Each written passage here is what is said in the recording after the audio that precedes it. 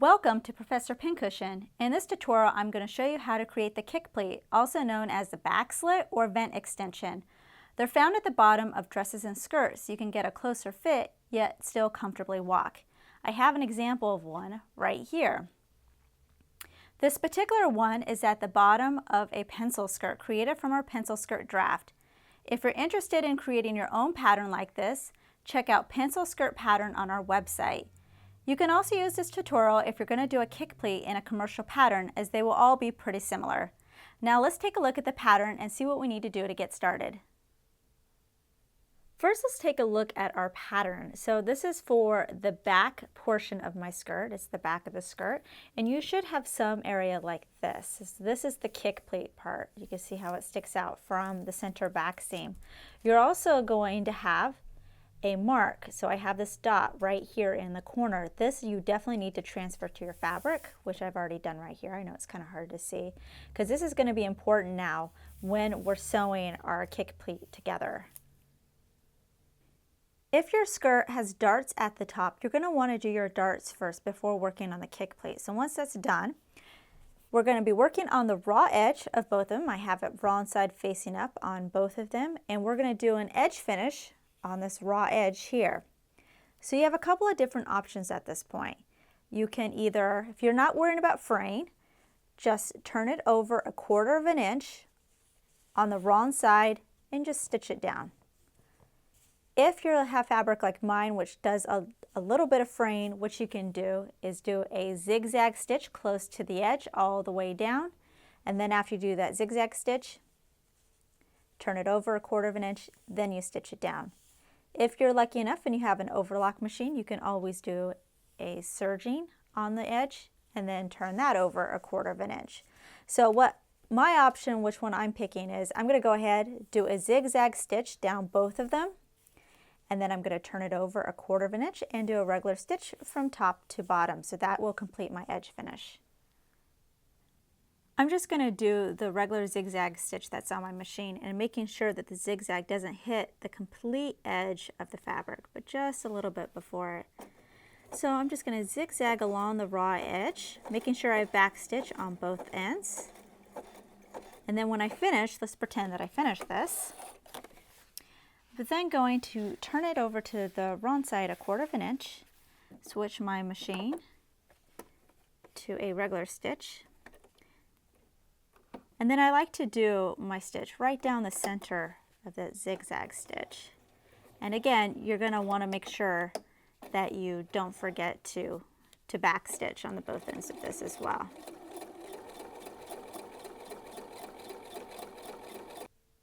After you finish your edge finish, you're then going to take both pieces and you're going to pin them right side to right side. So here's my right side of one back piece, and then the right side of my other back piece. I'm going to line them up.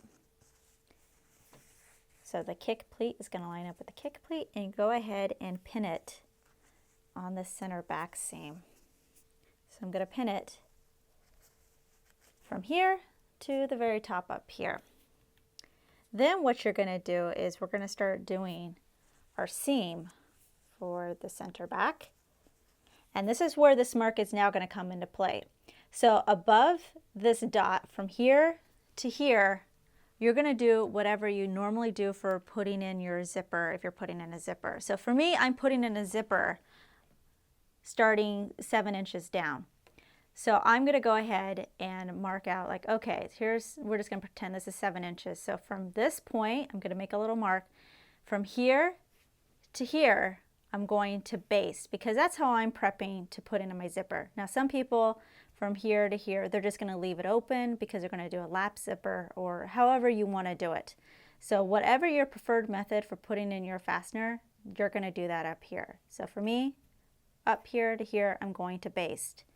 So from the end of that point where I'm putting in my zipper to my mark down here, I'm going to go ahead and do a regular stitch. And this is all my 1/2 inch seam allowance, or whatever your seam allowance is for your pattern. So from here to here, regular stitch. Now from this dot to the bottom, you're going to baste.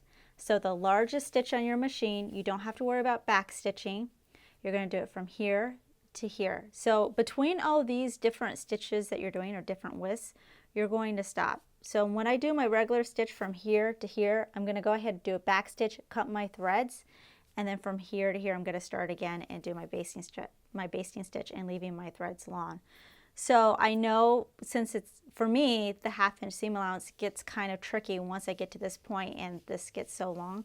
If it's helpful to you, in this case, go ahead and draw your seam allowance and then just extend it right here. That way you have a line to kind of use as a guide, and you can make sure that you keep that nice and straight. So I'm just finishing up my regular stitch, and you can see here's my mark right here. So I'm just going to get to that point. I'm going to go ahead and do a back stitch, and then I'm going to continue on with the basting stitch below the mark. So let's do a couple of back stitches, trim it real fast, and then change it to a basting stitch. And you see I drew lines going down, so I know exactly where I need to stitch. Okay, and you don't have to do a back stitch, you just have to continue until you get to the bottom. We want to reinforce the area at the very top of our slit here. So to do that, what we're going to do is, here's my mark. So 1 inch above my mark, about here, you're going to again use a regular stitch, stitch down to the dot. Now instead of stopping, you're just going to have your needle in the dot. You're going to lift your foot. You're going to pivot your fabric, sort of pivot it in this direction. And then I'm just going to put it back like this. You're going to stitch across to the very end of your kick pleat here. So you're going to go down, you're going to pivot, and it's going to be a single stitch. So down, pivot, and then do your 1/2 inch seam allowance going across in the other direction. So I'm going to do that now. So I'm going to bring it up about 1 inch above, and you can just eyeball it. It doesn't have to be exactly an inch. I'm using a regular stitch. Don't forget to back stitch. So I'm going to stitch right on my same line I just did, because we really want to reinforce this area so we don't have to worry about it. Okay, so I'm right at the dot. My needle's down. I'm going to lift my foot, and I'm going to pivot it this way. And then I'm going to stitch across until I get to the end here.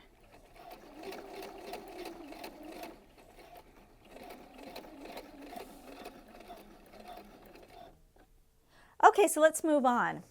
So now we're going to be looking at the wrong side of our skirt. This is the back. And on the left side, we're going to be focusing on this. And you're going to take your kick pleat and you're going to just fold it over in this direction. You're going to grab your scissors. And now this part is a little tricky. But what we want to do is we want to clip right in the corner to our dot. But you only want to do it from on this side of the seam allowance. So you're separating the seam allowance, and just on the top one, you're going to put your scissors between the 2 layers. So if I flip this over to the other direction, you'll see my scissors are in the middle. So that's what you want. And you're not going to cut into your stitches. You're just cutting to them, but not on them. I'm just going to clip it in a little bit like that. And I'm going to kind of sort of create a little notch, a little triangle there. Clean that out. There we go. So if I put my hand under here, you'll be able to see it a little better. So that's what you want.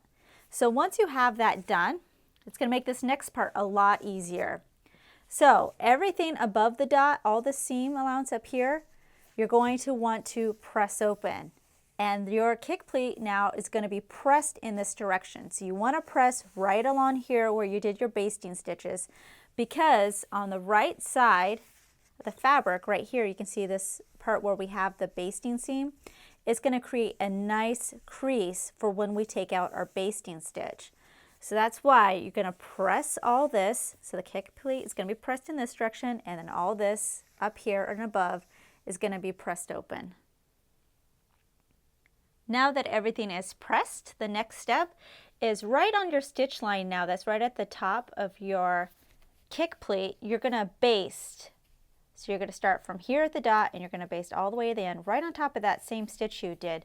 So that way the kick pleat is now attached to our skirt. And the reason why we're doing this basting stitch is because we're going to flip it over to the right side and we're going to do a regular stitch right on our basting stitch and use that basting stitch as a guide. So this step though, from here to here, just do a basting stitch straight across.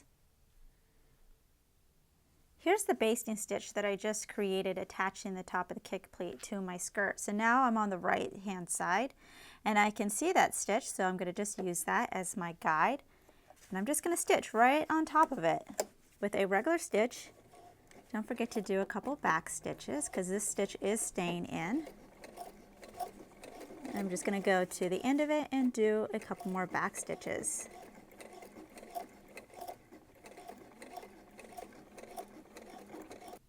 Turn your skirt back over to the wrong side, and now you're going to remove all your basting stitches that you have here below your mark. So I'm just going to remove this, and that's going to open up the vent or your back slit. That's what's going to create it now. And at this point, you're pretty much done with your kick pleat. You can go ahead and continue creating the rest of your skirt or dress.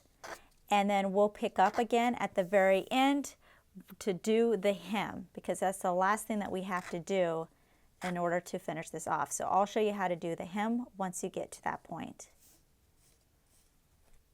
Let's talk about the hem now. In many ways, doing the hem on a basic skirt is doing it to one with a slit. The first thing you're going to do is fold up your hem allowance. So for me, my hem allowance is 1.5 inches. So I fold up 1.5 inches, I press it, then I fold under 1/2 inch, so I only have 1 inch left on this. So I've already put in my pins and I've already pressed it. Now the way this is different is because on this side we have a fold where we have our slit. So what you need to do is unfold it and then continue on with your hem allowance, because what we're going to do next is after we stitch it, and you can either do a machine stitch, a blind hem, either by hand or by machine, or whatever you want to do, is you're going to do that stitch. So I'm going to do a machine stitch right at the top of my fold here to stitch all this down. I'm then going to refold my slit here, my kick pleat, and then I'm just going to do a couple of hand stitches just to tack it down to my hem here. This side we don't have to worry about as much because it just stays open and just stays flat. So you only have to worry about this side. So unfold it, hem up your hem allowance, stitch it all the way around till you get to this, end it, and then here we're going to refold it, do a couple of tacking stitches just to tack down the kick pleat. But I'll show you when I get to this point. Right now I'm going to go ahead and stitch it down, and then we'll move on to the last step. I finished sewing my hem, so now I have my kick pleat refolded over on that left hand side. So I have my thread and needle. I'm going to grab a little bit of the edge of the kick pleat,